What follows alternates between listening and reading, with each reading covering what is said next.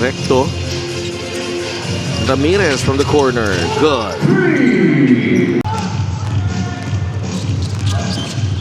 Romingan fires a pass to Marilao, and then Larsunga with the finish. RJ Ramirez can't hit the three. Sunga is ahead of the pack, and Larsunga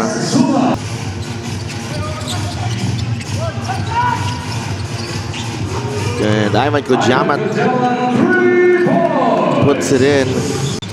RJ Ramirez crossover. Recto. Doliges. Yes. That's a three from Clint Doliges. Doliges can't handle the rebound. Here comes Sarangani. Marilao floats in the air and puts it in.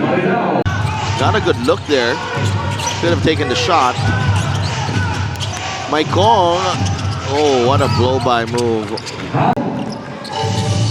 Showing the patience probably because he just hit a shot a couple minutes back. Ito si Doliges, pero napaganda naman, no?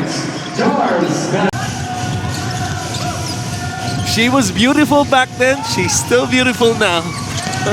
Kaya, Andrea, kailangan din natin malaman sino yung mga unang lakap. They say you never forget your first. She was my first crush. Okay. Celebrity crush. Apasible. That's a shot right there. Ito na. Oh, ito na yung pinag-usapan natin kanina of nag-escalate na. Heruela. Aliano for three. No. Less than 3 minutes to go. Maikong. Josh Flores. Jumper. Gets the bounce. Like that. 106-79. Marilao lost the handle. Agala.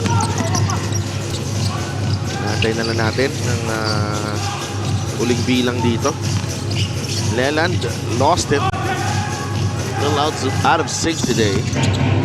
So si Leland Estacio. Ramirez. Flores. Now Tibayan. Maikong. Crossover. Nakawala. Left-handed scoop is good.